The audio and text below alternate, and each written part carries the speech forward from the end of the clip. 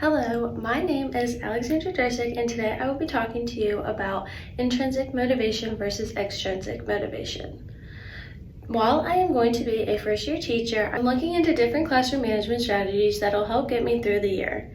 Something that I found interesting while looking at these strategies is that they fall into two different categories, which are intrinsic and extrinsic. Intrinsic motivation is a motivation that is derived from things that students truly love and enjoy doing.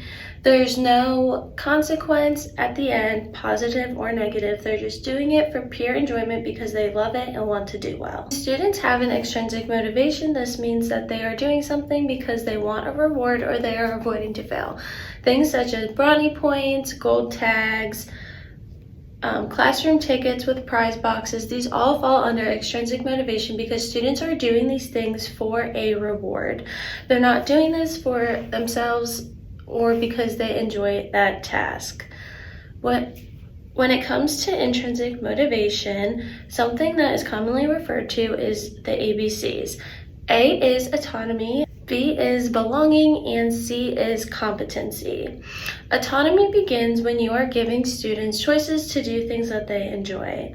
Things such as picking people that they work with, choosing a book that they're reading for a project, or giving them a choice board of options to show that they know the content that they learned.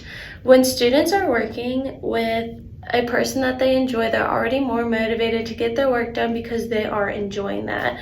They're working with a partner because they enjoy that. They're reading a book that they prefer because they enjoy that over doing a book that might be less interesting to them. B is belonging. This is where we build our relationships with our students and students build relationships with other students. This can be done through conversations and one-on-one meetings just to get to know your kids and build those relationships. One of my favorite examples is having a classroom job board because every student will have a part in making the classroom a better place, whether it is cleaning it up, delivering everyone their mail, or being the line leader. Every student has a part in making the classroom community a better place. And lastly, C is competency, which means confidence. If students are more confident in what they're doing, then they're going to be more motivated to get things done and move on. When students become less confident is when there are issues with motivation internally. A way that I've learned to help this is if you have a big task such as writing an essay, you can break this down into smaller parts so that students can have little success stories. When students are writing these small paragraphs, they are small wins for the student and for you because they're getting their work done and they're becoming more competent with their work. Something that helps with this as well is praise. When you're giving students praise, this will automatically make them feel better about themselves. And then on top of it, a great way to add on is asking them how they feel.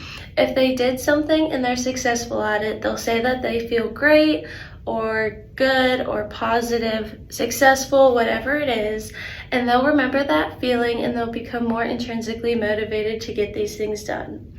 As a first-year teacher, I've been looking into this, so let me know what you do in your classroom for classroom management and if they're extrinsic or intrinsic motivators.